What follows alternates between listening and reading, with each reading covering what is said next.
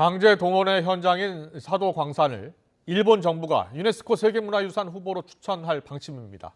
한국의 반발로 추천 보류를 검토하다가 아베 전 총리 등 자민당 내 강경파에 밀려서 방침을 급선회한 것으로 보입니다. 도쿄 연결해 자세히 알아보겠습니다. 이경아 특파원. 네, 도쿄입니다. 기시다 총리가 오늘 저녁에 이런 방침을 공식 발표할 것으로 보인다고요? 네, 그렇습니다. 기시다 총리는 오늘 저녁 사도광산의 유네스코 세계문화유산 후보 추천에 대한 정부 방침을 밝힐 것으로 알려졌습니다. 시간은 저녁 7시 전후가 될 것으로 보이는데요. 이 자리에서 구체적인 배경 등에 대해서도 설명할 것으로 보입니다. 이에 앞서 NHK는 일본 정부가 추천 방침을 굳혔다고 전하면서 내년 이후로 미뤄지더라도 등재를 실현할 수 있을지 확실하지 않은 상황 속에 지역 주민의 뜻을 존중해 정부가 추천할 방침이라고 보도했습니다.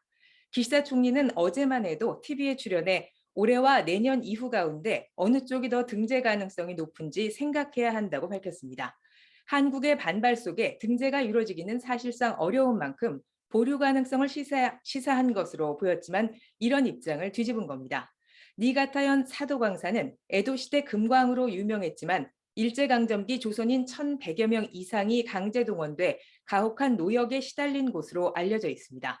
하지만 일본 정부는 강제 동원이나 차별이 있었다는 기록은 없다면서 이런 사실을 인정하지 않고 있습니다. 추천 방침이 가기를 통해 최종 결정되면 일본 정부는 오는 2월 1일 유네스코의 사도광산에 대한 후보 추천서를 제출하게 됩니다. 이 추천서에 한국인 강제 동원에 대한 언급이 포함될지 여부도 지켜봐야 할 대목입니다. 그동안 기시다 총리 현실주의의 바탕을 둔 외교 노선을 추구하겠다고 밝혀왔었는데요. 사실상 아베 전 총리 등 강경파의 영향에서 자유롭지 못한 것으로 보이네요. 네, 그렇게 볼 수 있을 것 같습니다. 유네스코는 지난해 7월 세계문화유산 등재와 관련해서 추천서를 내기 전 당사자 간의 대화를 촉구하는 지침을 채택했습니다. 이 지침은 지난 2017년 일본이 주도해 바꾼 세계기록유산 심사 규정의 연장선상에서 나온 것인데요. 당시 일본군 위안부에 대한 세계기록유산 등재를 막기 위해 회원국의 반대가 있으면 등재 절차를 진행하지 않도록 제도를 바꾼 것이 시작이었습니다.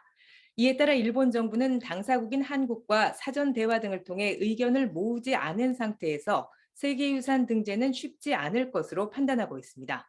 하지만 아베 전 총리를 비롯한 자민당 내 강경파는 일본의 명예가 걸린 문제라면서 국회 질의 등을 통해 기시다 총리에게 조속한 후보 추천을 압박해왔습니다. 아베 전 총리는 자신의 SNS에 내년으로 추천을 미루면 등록 가능성이 높아지느냐면서 역사 전쟁에 임하게 된 이상 피할 수 없다고 주장했습니다. 이런 강경파의 압력에 등재 가능성과는 별개로 결국 기시다 총리는 후보 추천으로 방침을 뒤집은 것으로 보입니다. 한국 정부는 이미 강력한 대응을 예고하고 있습니다. 일본 정부가 지난 2015년 군함도 세계문화유산 등재 당시 강제노동과 관련한 역사적 사실을 제대로 알리겠다고 약속하고도 이를 지키지 않고 있기 때문인데요.